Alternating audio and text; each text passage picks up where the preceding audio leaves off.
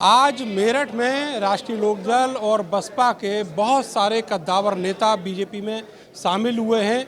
भूपेंद्र चौधरी जो उत्तर प्रदेश बीजेपी के अध्यक्ष हैं, उन्होंने उनको ज्वाइनिंग कराई है।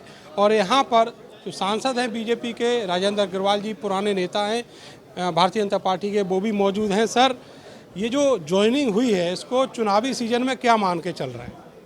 ये निश्चित रूप से माननीय नरेंद्र मोदी जी हमारे प्रधानमंत्री और हमारे माननीय योगी जी मुख्यमंत्री जी और कुल मिलाकर के भारतीय जनता पार्टी उसकी नीतियों में, उसके कार्यक्रमों में, उसके नेतृत्व में जो ये एक विश्वास है वो इन लोगों ने प्रकट किया। और देखिए, ये बात ध्यान में भी आती है कि बाकी के दलों की विश्वसनीयता बिल्कुल ऑल टाइम लो है, क्योंकि वो जो कहते हैं उसका करने से कोई संबंध नहीं है। उनको पर्याप्त अवसर प्रदेश की या देश की जनता ने दिए, परंतु वो उस प्रकार से सेवा भाव से जनता के साथ जुड़ ही नहीं पाए। और इसलिए आज जिस प्रकार से केंद्र की सरकार चल रही है, प्रदेश की सरकार चल रही है, जिस प्रकार से कार्यकर्ता परिश्रम करते हैं भाजपा के, उससे प्रभावित होकर के उसके प्रति अपना समर्थन व्यक्त करने के लिए लोग आए हैं। और ये नहीं मानते कि जो खतौली का चुनाव है वो कहीं ना कहीं अब संघर्ष में आ गया है? जो विपक्ष है, आरएलडी सपा का जो गठबंधन है, उसने चुनौती जो है बड़ी कर दी है। नहीं, देखिए, ये चुनाव तो हमने पहले भी इन्हीं परिस्थितियों के अंदर लड़ा है। हम हमेशा अपना नेतृत्व, अपना कार्य, अपने कार्यकर्ता, इसके आधार पर चुनाव में जाते हैं। और पिछली बार भी हम जब जीते थे सब लोग एक ही थे, इससे कुछ नहीं फर्क पड़ा है।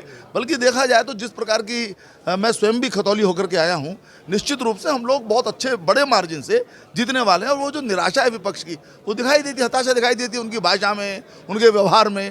तो मैं समझता हूँ कि कोई बड़ी चुनौती नहीं है, बल्कि हम अपने दम के आधार पर बहुत अच्छे मार्जिन से जीतने वाले हैं। सर, ये कहा गया बीजेपी की तरफ से कि जो आरएलडी और गठबंधन का प्रत्याशी है वहाँ पे मदन भैया, उनका क्रिमिनल बैकग्राउंड है, वो बाहुबली हैं, वो एक अपराधी हैं, ये कहा गया। लेकिन दूसरी तरफ देखें तो अब वही आरएलडी जो है ये कह रही है कि एक दंगाई की पत्नी को टिकट दे दिया बीजेपी ने। देखिए, विक्रम सैनी जिस दंगाई की बात की जा रही है उनके बारे में, वो एक बड़ी घटना इस प्रदेश की थी जिसमें सपा और ये लोकदल, ये सब लोग एक्सपोज हुए थे। माने बिल्कुल ऐसा लगा था कि तुष्टीकरण का इतना इनके ऊपर दबाव था कि न्याय के साथ खड़े नहीं हो पाए। आज ये कुछ भी कहते रहे। लेकिन सर, सजा तो कोर्ट ने सुनाई है। नहीं, कोर्ट से क्या कोई अपराध वैसा तो किया नहीं है उन्होंने। और इसके बाद भी उनकी पत्नी उसमें खड़ी नहीं हो सकती क्या? उनकी पत्नी को खड़ा किया है हमने। तो ये जो बात है, यानी मदन भैया के बारे में मैं कुछ कहना नहीं चाहता। सब लोग जानते हैं उनके बारे में, खेकड़ा के लोग, सब नौली के लोग सब जानते हैं उनका क्या इतिहास रहा है। और मुझे ये बात समझ में नहीं आती है इस विषय को आगे बढ़ाया जाए कि लोक दल को या समाजवादी पार्टी को कोई स्थानीय व्यक्ति नहीं मिला चुनाव लड़ाने के लिए। ये उनकी जो स्थिति है, कोई शायद प्रत्याशी उनको उपलब्ध नहीं है, ये सारी बातें रहती हैं। कुल मिलाकर माना जाए कि इसीलिए राष्ट्रीय लोकदल से जाट और गुर्जरों के जो नेता हैं वो आज छोड़कर बीजेपी में आए। देखिए, जाट और गुर्जर की बात नहीं है। भारतीय जनता पार्टी सबका साथ, सबका विकास के साथ, सबको साथ लेकर के चलती है। हमको सब समर्थन देते हैं। और हमारी जो बहुत बड़ी माननीय मोदी जी की, योगी जी की जो उपलब्धि है, जिसको हम मानते हैं, हमने वोट बैंक की राजनीति को ध्वस्त किया है। सब वर्गों का वोट हमको मिलता है। सर, ये माना जा रहा है कि बाईपोल जो होता है वो एक तरीके से सत्ता का चुनाव होता है, लेकिन उसमें भी इतने बड़े बड़े नेता, खुद मुख्यमंत्री तक यहाँ पर पार्टिसिपेट कर रहे हैं, तो चुनौती तो जरूर है कहीं ना कहीं। नहीं, हम हमेशा प्रत्येक चुनाव को अत्यंत गंभीरता से लेते हैं।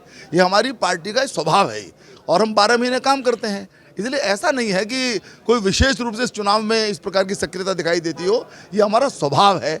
हम बहुत गंभीरता से संगठन के काम को, पार्टी के काम को करते हैं।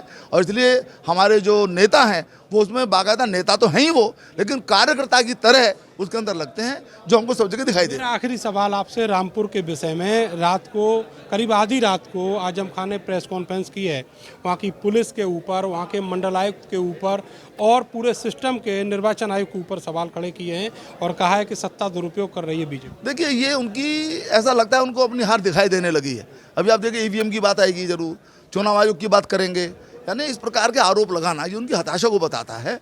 हम ईमानदारी के साथ हम चुनाव लड़ रहे हैं और निष्पक्ष रूप से मैं ऐसा मानता हूं कि चुनाव संपन्न किया जा रहा है। निर्वाचन आयोग के ऊपर अभी जो नियुक्ति हुई निर्वाचन आयुक्त की, तो उसके ऊपर भी सुप्रीम कोर्ट ने सवाल खड़े किए थे।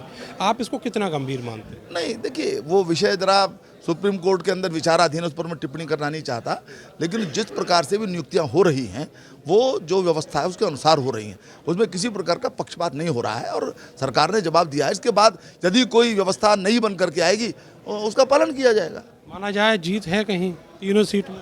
नहीं, तीनों सीट में जीतेंगे हम लोग, बिल्कुल तीनों सीट में हाँ बिल्कुल। मैनपुरी भी जीतेंगे, खतौली भी जीतेंगे, रामपुर भी जीतेंगे, और इसलिए जीतेंगे कि वोट बैंक की राजनीति से ऊपर उठ करके हम सबके पास जाते हैं, सबका समर्थन हमको मिलता है। बहुत बहुत शुक्रिया। तो बीजेपी के जो सांसद हैं राजेंद्र अग्रवाल, उनका साफ कहना है कि तीनों सीटें जीतेंगे, और जो आजम खां के आरोप हैं वो कहीं ना कहीं उनकी जो निराशा है उसको प्रदर्शित करते हैं। कैमरा सहयोगी सानू के साथ में नरेंद्र, भारत समाचार, मेरठ।